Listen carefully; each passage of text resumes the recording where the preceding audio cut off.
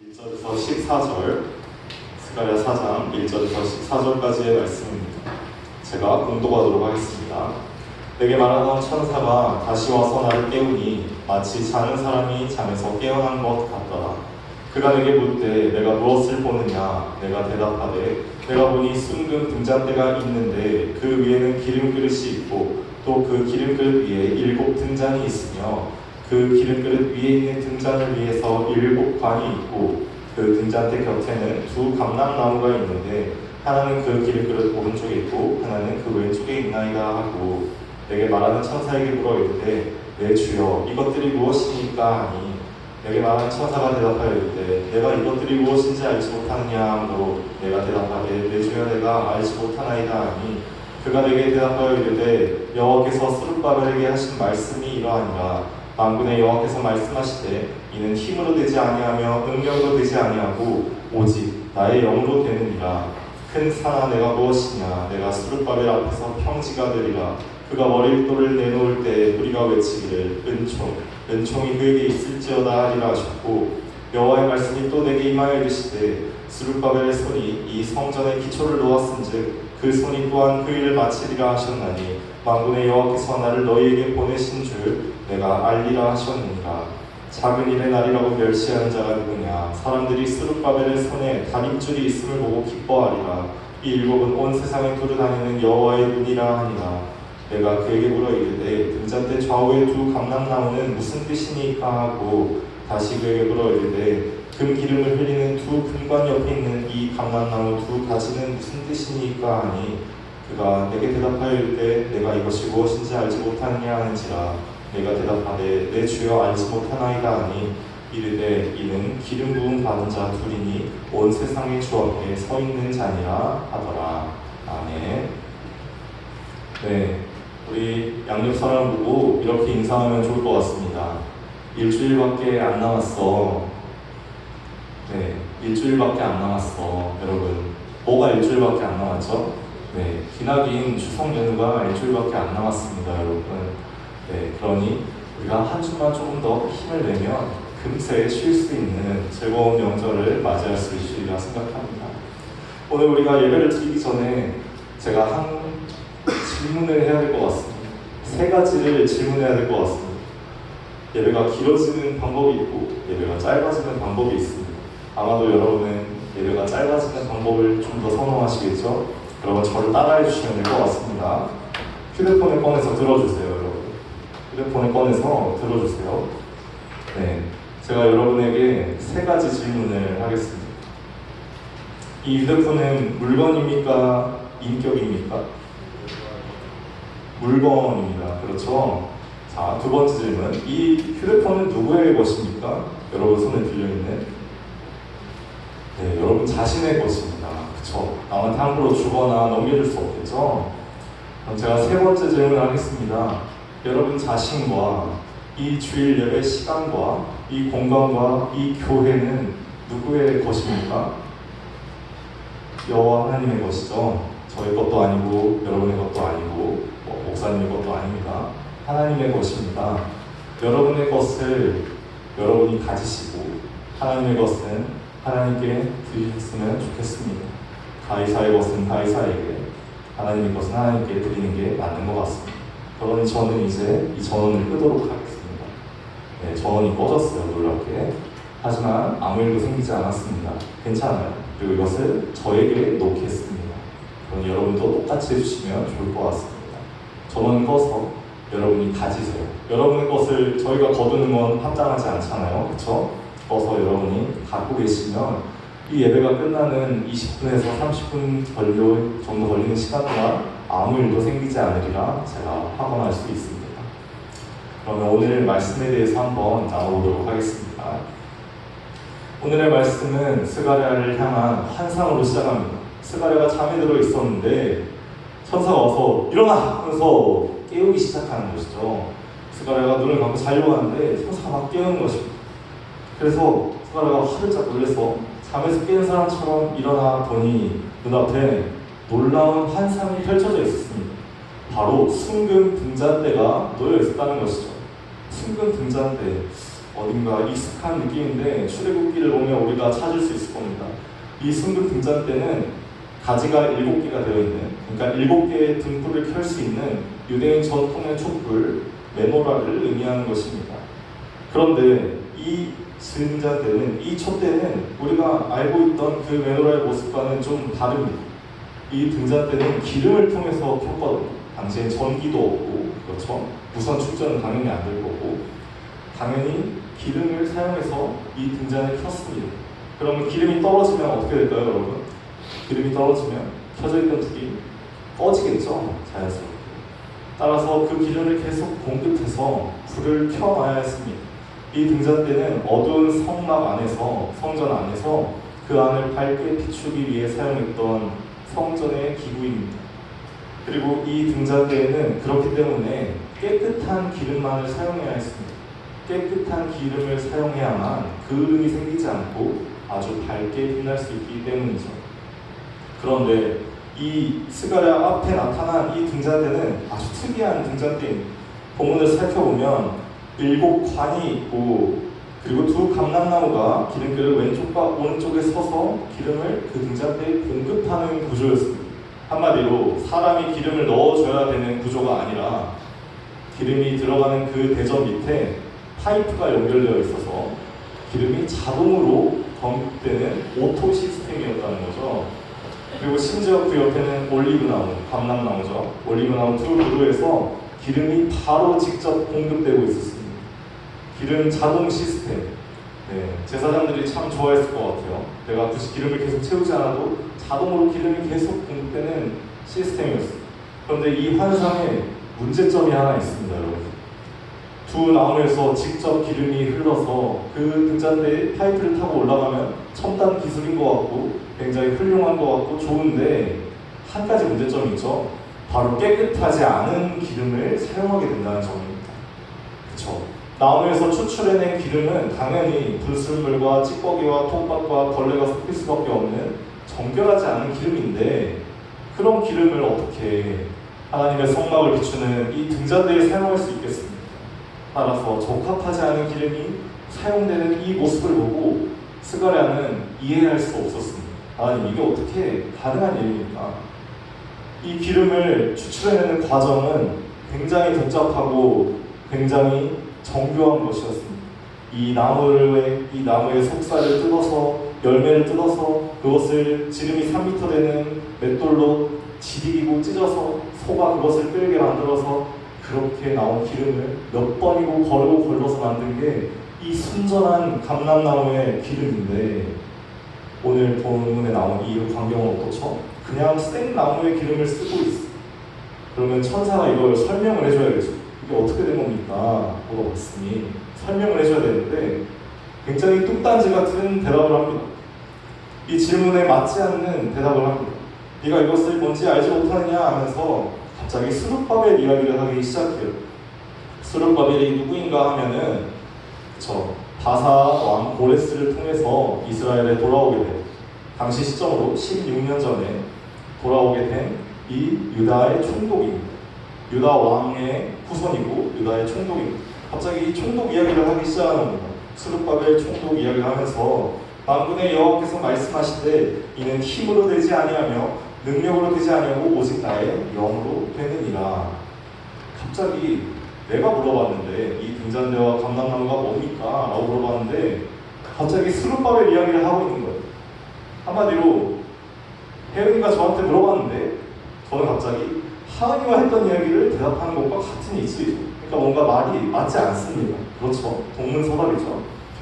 그런데 그 내용이 이렇습니다. 힘으로 되지 아니하며 능력으로 되지 아니하고 오직 나의 영으로 되느니라. 여기서의 힘은 영어로 번역하면 맨파워 정도가 됩니다. 이 단어를 복수형으로 사용하면 아미가 됩니다. 군대가 되죠. 따라서 사람의 인력과 사람의 노동력을 의미합니다. 그리고 이 두 번째 능력은 재력, 경제력, 부, 권력을 의미하는 단어입니다. 그런데 이 스룹바벨 뒤에 이 이야기가 왜 나왔을까? 이 스룹바벨은 유다 땅으로 돌아와서 완전히 폐허가 된 예루살렘의 성벽과 성전과 그 안에 있는 집들을 재건하려는 사명을 가지고 온 사람이기 때문입니다. 그런데 당시의 상황이 어땠는가? 예루살렘에 돌아와서 16년이 지난 시점이에요. 여러분, 성벽이 무너졌고 성전이 무너졌고 집이 무너졌으면 제일 먼저 뭘 고쳐야 될까요? 제일 먼저 뭘 고쳐야 되죠, 여러분? 집? 네, 집 나왔고요. 네, 성전? 네, 왠지 교회니까 성전? 아니죠, 성벽을 먼저 고쳐야 됩니다, 여러분. 왜냐하면 공사를 하고 있는데 외적이 침입하면 큰일 나잖아요. 그래서 이스라엘 백성들은 정말 힘들게 정말 오랜 시간 동안 한 명은 도초를 서고 한 명은 공사를 하면서 교대로 일을 하면서 열심히 성벽을 재건했습니다. 아주 잘했어요. 자, 성벽이 지어졌습니다. 이제 집이랑 성전이 남았네요. 뭐부터 지어야 되죠? 집? 성전이죠. 성전을 먼저 지었어야 했습니다. 그런데 이 이스라엘 백성들이 그렇게 하지 않았습니다. 자기들이 이 천막을 치고 사는 것에 불편함을 많이 느껴서 자기들의 집을 짓는 일에 열중하느라 성전 공사는 멈춰 버렸습니다. 그리고 그 상태로 시간이 흘러 성전은 방치되게 되었습니다. 학개서 1장 4절의 말씀에 따르면 너희는 판벽한 집에 살면서, 한마디로 그 벽이 제대로 미장된 고급 주택 빌라 하우스에 살면서 하나님의 성전은 왜 관심이 없냐 라고 말하고 있는 것이죠. 그런데 그 성전을 짓기 시작한 사람이 바로 스룹바벨이었습니다. 그가 성전의 기초를 닦아놓고 공사 시작을 했는데 아무도 이 공사를 이어갈 의지를 보이지 않고 있었던 것입니다. 이 공사를 해야 되는데 이 공사를 할 인력이 없었습니다. 이 공사를 해야 되는데 이 공사를 집행할 예산이 없었습니다. 이 어려운 상황에서 스가랴는 이 성전을 다시 세워야 한다는 이 천사의 말을 전하고 있는 것입니다. 그래서 이 어려움, 사람들의 마음속에 있는 이 어려움이 큰 산으로 비유되고 있었습니다. 이 성전을 지어야 하는데 실제적으로 지을 능력이 없지 않습니까? 이 성전을 지어야 하는 이유가 있습니까? 이 성전을 우리가 지을 수 있습니까? 지금이 아니라 나중에 지으면 안 될까요? 라는 다양한 의견들이 사람들의 마음 안에 있었기 때문에 사람들은 이 성전을 지을 수 없다고 생각했고, 지을 필요가 없다고 생각했고, 성벽이랑 집이 완전하게 차려져 있으니 성전까지는 필요 없다고 생각하고 있었습니다. 그런데 오늘의 본문이 이렇게 말합니다. 큰 산 안에가 무엇이냐? 내가 스룹바벨 앞에서 평지가 되리라. 그가 머릿돌을 내놓을 때 우리가 외치기를 은총이 그에게 있을지어다 하고, 여기서의 머릿돌은 교회의 머릿돌이 대신 예수 그리스도를 의미하는 말입니다. 여러분, 이 교회가 세워진 것은 사람의 힘으로 된 것이 아닙니다. 여러분, 이 교회가 세워진 것은 사람의 능력으로 된 것이 아닙니다. 이 성전이 세워진 것은 말이죠, 하나님의 영으로 된 것입니다. 성령 하나님의 능력으로 예수 그리스도의 그 희생으로 이뤄진 것입니다. 그렇기 때문에 그 어떠한 어려움과 장애물이 우리 앞에 있을지라도 그것은 평지가 될 것입니다. 그런데 이 대답은 아까 맨 처음에 물어봤던 그 순금 등잔대의 질문과 맞지 않는 것처럼 보이지 않나요, 여러분? 어떻게 감람나무의 부정한 기름이 사용될 수 있습니까? 대답이 됩니다. 왜냐하면 그 14절의 말씀을 살펴보면 이 두 감람나무는 바로 온 세상에 주 앞에 서 있는 기름 부음 받은 자 둘이라고 말하고 있기 때문입니다. 그 기름 부음 받은 자 둘은 우리가 지난주 3장에서 다뤘던 대제사장 여호수아와 그리고 오늘 본문이 다루고 있는 유다의 총독 스룹바벨입니다. 한마디로 우리는 인력이 없어서, 우리는 돈이 없어서 이 성전을 세울 수 없습니다. 하나님, 우리의 신앙을 세울 수 없습니다. 우리의 신앙을 세울 때가 아닌 것 같습니다 라고 말하지만 하나님은 이미 그것들을 사람을 통해서 준비하셨다는 것입니다. 이미 대제사장 여호수아가 그 더러운 옷을 벗겨지고 정결한 옷을 입게 되었고 이미 스룹바벨이 성전의 기초를 놓았기 때문입니다. 여러분, 이 마하나임 중고등부 부서에도 하나님께서는 그 예배를 다시 세우시는 이 일을, 온전한 교회 공동체를 만드신 일을 이미 하고 계셨습니다. 그리고 이미 이루고 계십니다. 여러분, 이 부서실을 한번 불러보십시오.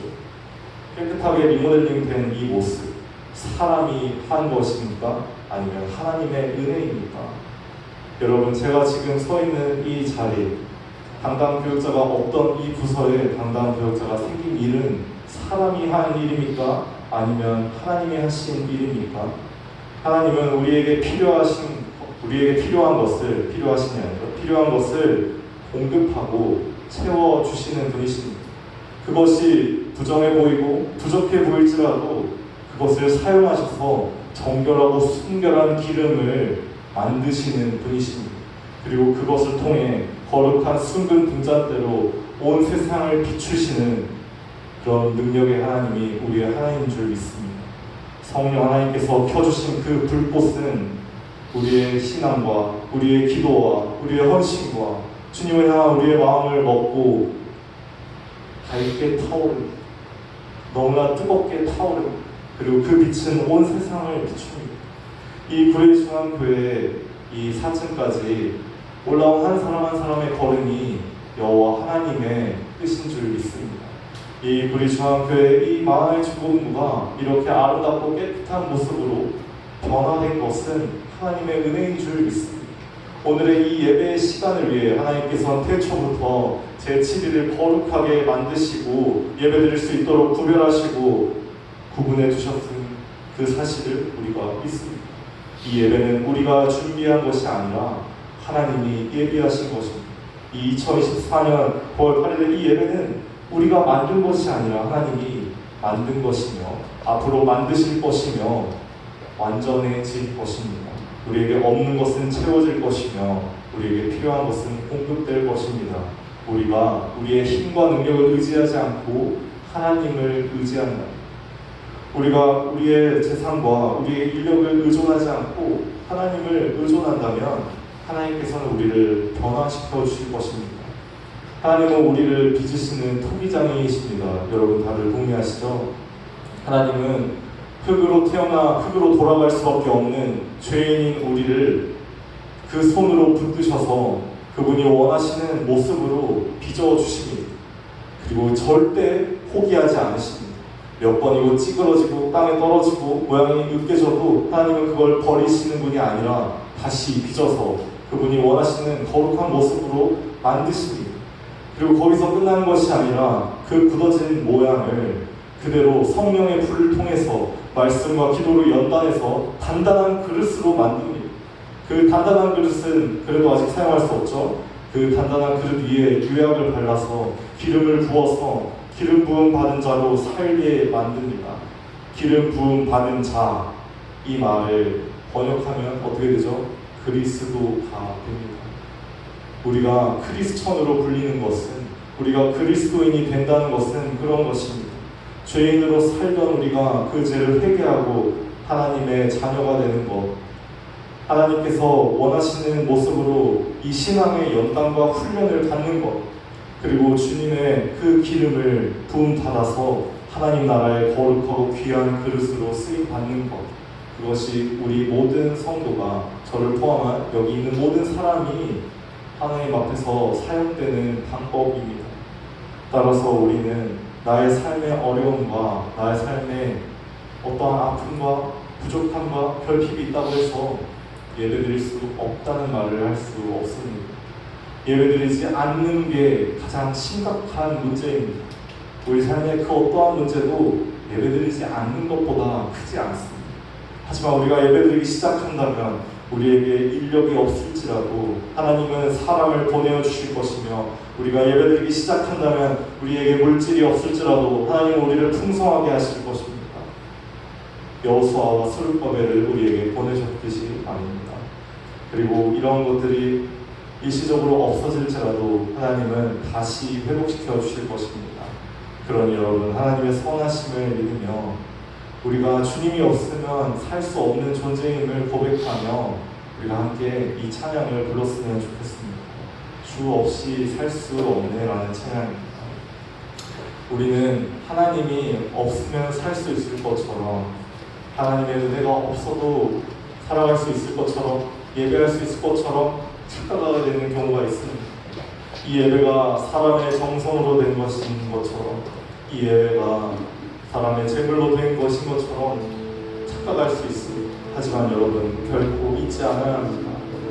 우리를 향한 하나님의 사랑은, 우리를 향한 하나님의 은총은 이 모든 예배의 근원이며 이 모든 예배의 시작이자 끝인 것을 믿어야 할 것입니다. 함께 이 찬양 가사를 보면 묵상하면 좋겠습니다.